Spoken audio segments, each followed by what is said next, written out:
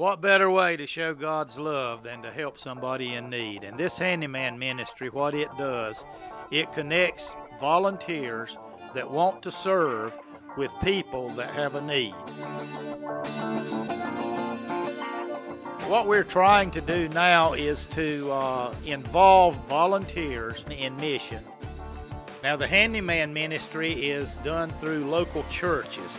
It's about training volunteers and training people, men and women, to serve on mission projects locally or abroad and meeting the needs of those people that are hurting. All that we do here in Jesus' name.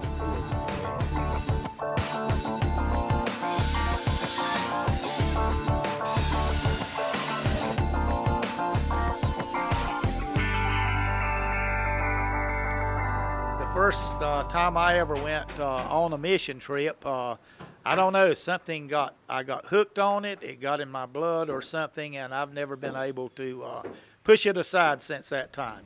So I think the thing that drives our volunteers is their love and their want to help people that are in need.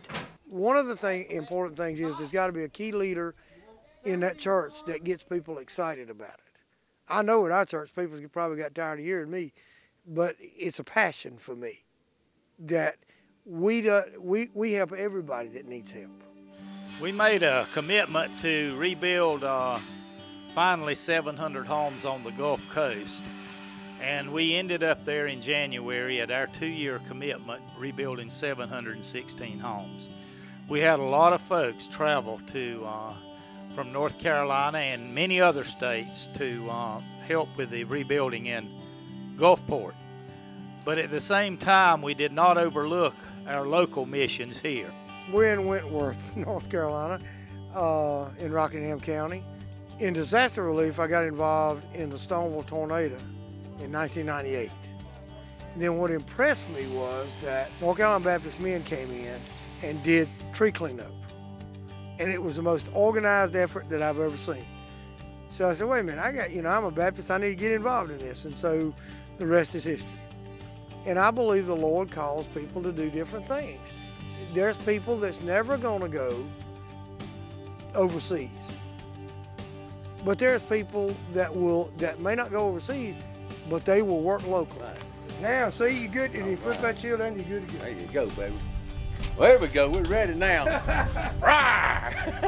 We just ask them to give a day. We always start with devotion, prayer requests, that kind of thing.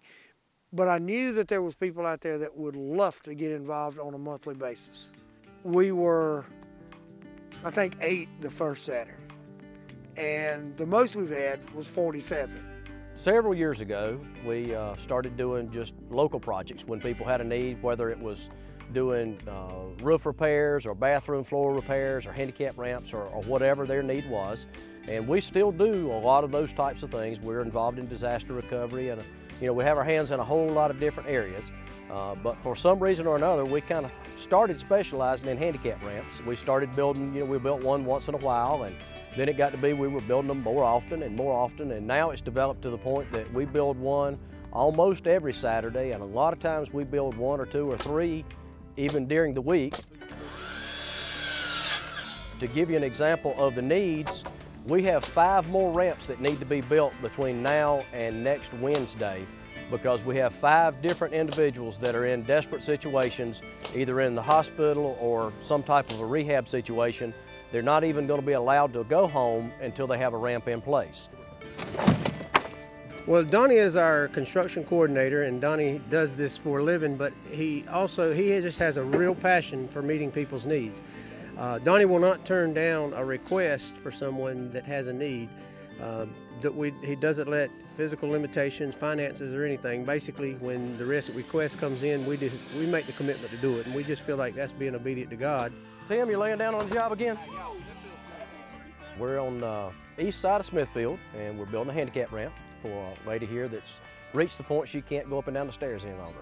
This is the 375th ramp that we've built for people in this kind of a situation that need it and don't have resources to do it another way. The way that we build the ramps are pretty much, they're considered modular, portable, and temporary.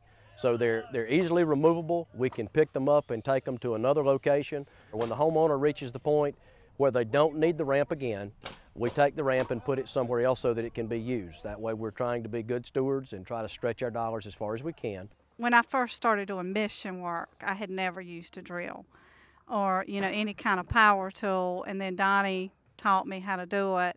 And some of the youth that have come out have never used power tools, and he's trained them, showed them how to do it.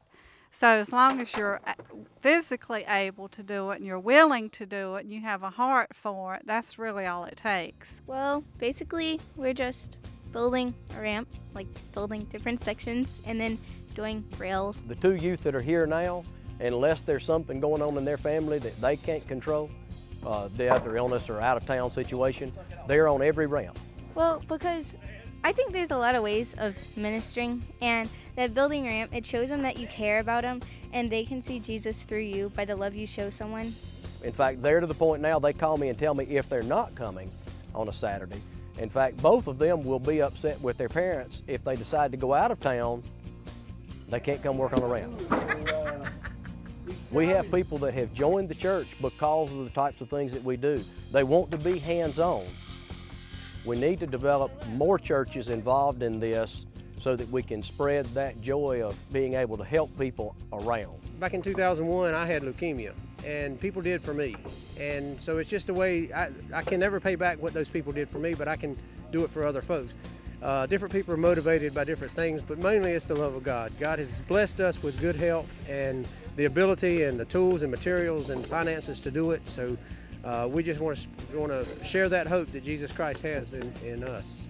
You can't not do it. There's been many of these that we've built where the homeowners have been trapped in the home for years. And I constantly hear, you don't understand how much freedom you've given me back. And there's no other way to replace that feeling. See y'all. We have 237 recovery units, that is trailers, across North Carolina. Our trailers are multi-purpose trailers. They can be used for a lot of different jobs. Basically, one of the main things is our trailers in a time like we're in now, where there hasn't been a big disaster in North Carolina for a couple of years. Most of our trailers now are being used for handyman type ministry. We're in High Point, North Carolina, and this home was burned out. The man, Chris and Lee Griffith, that live here, he is paralyzed, and their house was burned and didn't have any insurance. This project here is unusual for a handyman project, but the need was here. So I was called to get involved with this, and once I looked at it and saw the situation, I felt like it was something that we needed to do because of the need that was there. So what we're trying to do is get most of the material donated, and using the North Carolina Baptist Men Labor to rebuild the house. And at this point, we have got the house all torn out and are getting ready to start the rebuild program.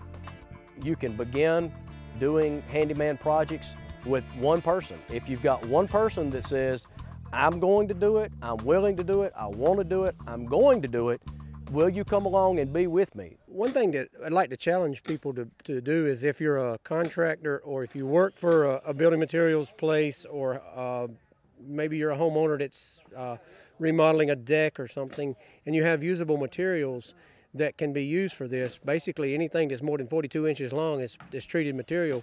We can use it and we can make it work. If you have a ramp that's no longer needed, we can relocate it to a place where it can be used. There are some churches that obviously do handicap ramps and do other projects like this, but we need more. We need more funds, we need more materials, we need more of the things that we use on a regular basis. I send a 10-person crew out to cut trees or to get mud out of the basement.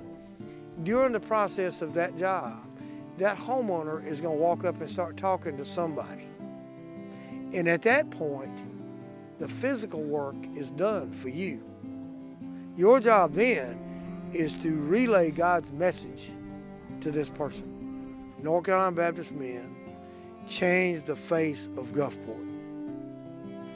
And across this state, if all associations and all the churches will get involved, we can change the face of the state.